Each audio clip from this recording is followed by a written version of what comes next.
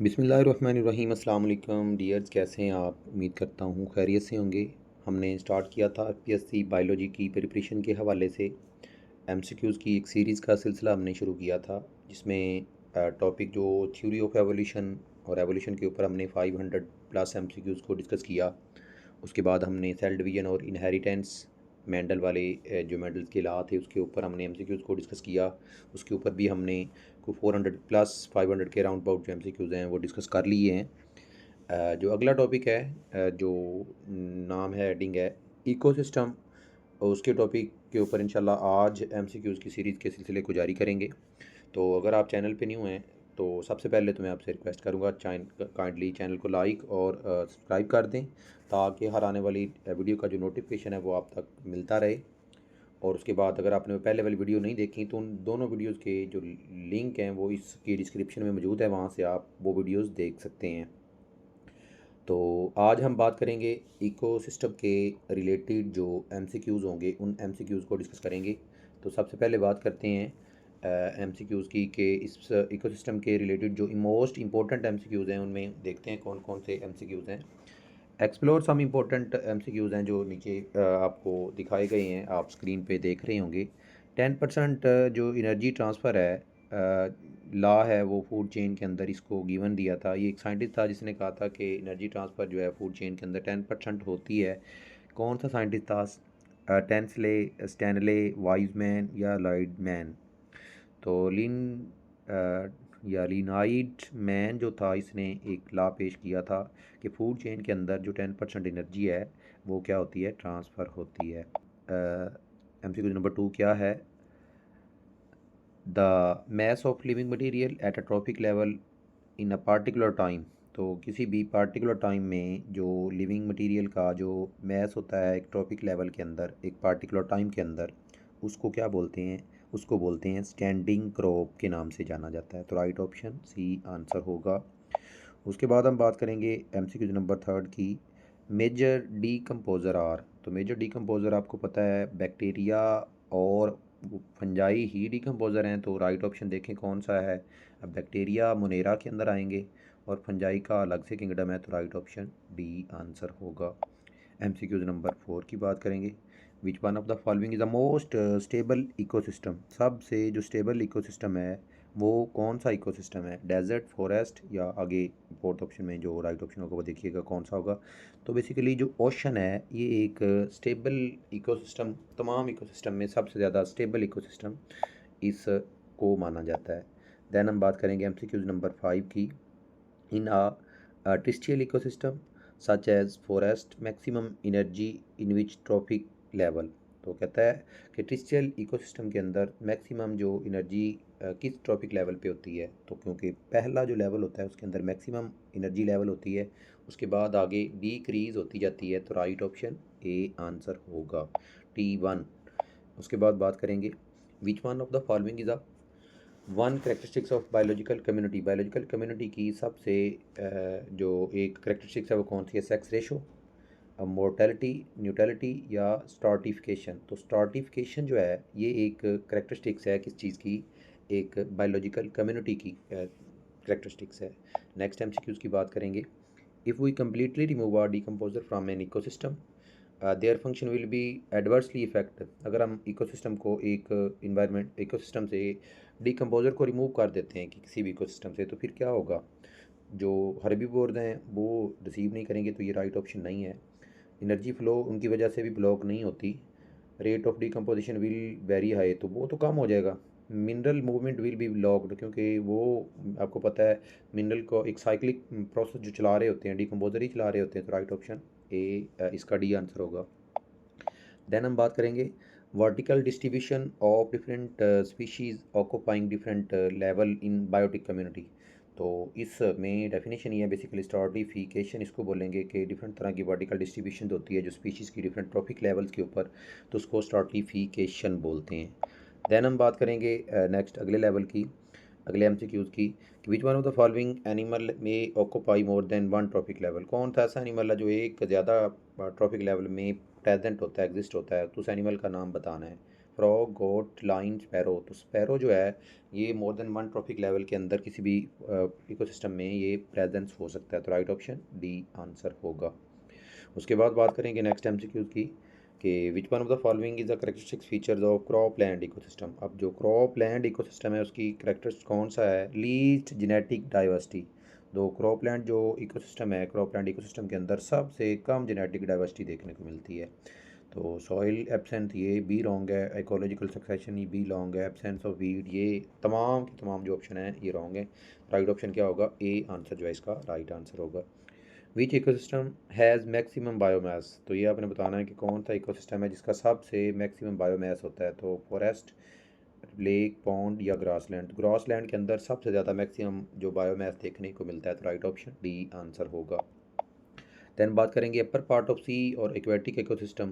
तो जो upper part होता है उसके ऊपर मोस्टली वो प्लैंक्टोनिक जो है ना उसके ऊपर क्या कर रहे होते हैं? वो कंटेन कर रहे होते हैं। तो राइट ऑप्शन इसका क्या होगा? डी आंसर होगा। प्लैंकटन जो उसके अंदर जो ड्रिफ्टिंग प्लांट होते हैं उनको प्लैंकटन बोला जाता है। देन बात करेंगे नेक्स्ट एमसीक्यूज़ की कि natural reservoir of phosphorus. Phosphorus का जो नेचुरल रेजरवायर है वो कौन सा है? एनिमल बोन्स, सी वाटर, फॉसल या रॉक्स। तो रॉक्स के अंदर बेसिकली नेचुरल रेजरवायर है किस चीज़ का? फास्फोरस का। तो राइट ऑप्शन क्या होगा? डी आंसर होगा। नेक्स्ट एमसीक्यूज़ की बात करते हैं break down of detritus. Detritus की जो ब्रेक डाउन है स्मॉल पार्टिकल के अंदर अर्थ फॉर्म जो करते हैं इस प्रोसेस को क्या बोलते हैं? कैटाबॉलिज्म, मिनरलाइजेशन, फ्रेगमेंटेशन या ह्यूमिफिकेशन। तो इसका राइट ऑप्शन क्या है? सी आंसर होगा, फ्रेगमेंटेशन इसका राइट ऑप्शन है। देन बात करेंगे most animal that live in deep oceanic water. तो कौन से एनिमल हैं जो डीप ओशियानिक वाटर के अंदर रहते हैं? तो वो डेट्रीवोरस हैं। राइट ऑप्शन सी आंसर होगा। उसके बाद हम सीक्वेंस नंबर 16 की बात करेंगे। इन an ecosystem which one show one way passage. कौन इकोसिस्टम में कौन सा ऐसा प्रोसेस जो करता है वन वे पैसेज को शो करता है? तो एनर्जी, फ्री एनर्जी जो है ये इकोसिस्टम में वन वे पैसेज को क्या करती है? शो करती है। उसके बाद बात करेंगे एमसीक्यू नंबर 17 की बोथ हाइड्रिक एंड जीरिक सक्सेशन। मतलब वाटर के अंदर और ड्राई लैंड के ऊपर जो सक्सेशन होगी तो उसमें उसके लिए क्या चीज़ ज़रूरी होगी? तो मीडियम ऑफ जो वाटर है वो उसके लिए रिक्वायर होगा। दैन बात करेंगे which one of the following is a primary consumer in a maize field ecosystem. तो प्राइमरी कंज्यूमर ये सारे लोग जानते होंगे। तो अगर ये राइट ऑप्शन आपको नज़र आते हैं तो आप इसके ऊपर और अल्टीमेटली टिक करेंगे कि ग्रॉस हॉपर जो है ना ये प्राइमरी कंज्यूमर है किसी भी मेज फील्ड इकोसिस्टम के अंदर। दैन बात करेंगे ड्यूरिंग इकोलॉजिकल सक्सेशन। सक्सेशन के अंदर क्या होती है बेसिकली? ये डेफिनेशन है उसके अंदर आपने देखना होता है कि ग्रेजुअल एंड प्रिडिक्टेबल चेंज होती है जो स्पीशी कंपोजिट करते हैं किसी भी गिवन एरियाज़ के अंदर। तो राइट ऑप्शन बी आंसर होगा। दैन बात करेंगे एमसीक्यूज नंबर 20 की। Which type of the ecological pyramid would have obtained the following data. तो कौन सा जो पैरामिड है वो ऑब्टेन करता है फॉलोइंग डाटा को? सेकेंडरी कंज्यूमर 20 kg या 20 ग्राम। उसके बाद प्राइमरी कंज्यूमर 60 ग्राम, प्राइमरी प्रोड्यूसर 10 ग्राम। तो इसमें जो राइट ऑप्शन है वो क्या होगा? Basically inverted pyramid's of biomass जो है ये जो है क्या करेगा? कंटेन करेगा इस डाटा को सेकेंडरी कंज्यूमर, प्राइमरी कंज्यूमर और प्राइमरी प्रोड्यूसर के हवाले से। देन हम बात करेंगे इसमें एमसीक्यूज नंबर 1 की मतलब उसमें 21 की बात कर रहे हैं उसको दोबारा प्रोनाउंस किया है एमसीक्यूज को यहाँ पे ऐड किया हुआ है। तो नंबरिंग को आपने देख के परेशान नहीं होना, नंबरिंग वैसे कंटिन्यू चलने दें। एमसीक्यूज के आंसर को आपने देखना है। बात करेंगे the functional and structural unit of ecology where living organism interact with each other and their surrounding. उसको क्या बोलेंगे? इको सिस्टम बोलेंगे। Which one of the following is a biotic abiotic component of ecosystem. तो सारे बच्चों को पता है, बताने की ज़रूरत नहीं है, सारे लोग ही जानते हैं कि सॉइल जो है ए बायोटिक कंपोनेंट है और बाकी जो हैं बायोटिक कंपोनेंट है। Bacteria which attack dead animal उसको क्या बोलते हैं? डी कंपोजर के नाम से जाना जाता है। राइट ऑप्शन डी होगा। इन an ecosystem beach of the following show one way passage. तो पहले बात कर ली हमने, ये पहले भी हम सीक्वेंस डिस्कस कर चुके हैं कि एनर्जी जो है ये वन वे पैसेज को क्या करती है? शो करते हैं। अब मैं इंशाल्लाह उसके आंसर बताता जाऊंगा क्योंकि स्क्रीन रोटेट हो जाती है जिसकी वजह से सिर्फ बोला जाएगा। एमसीक्यूज आप ध्यान से सुनते जाइएगा। Which ecosystem has maximum energy biomass. तो फॉरेस्ट बायोमास जो है ना, इसके अंदर मैक्सिमम बायोमास होता है फॉरेस्ट इकोसिस्टम के अंदर, तो ये याद रखना है आपने। Then critical limiting factor for plant belonging the photic zone in aquatic ecosystem. तो इंटेंसिटी ऑफ लाइट, क्योंकि लाइट जो है ना ये एक्वेटिक के अंदर फोटिक जोन के अंदर बहुत इन्फ्लुएंस असरअंदाज होती है। Which part of the world has high density of organism. Tropical rain forest के अंदर सबसे ज़्यादा डेंसिटी होती है ऑर्गेनिज्म की।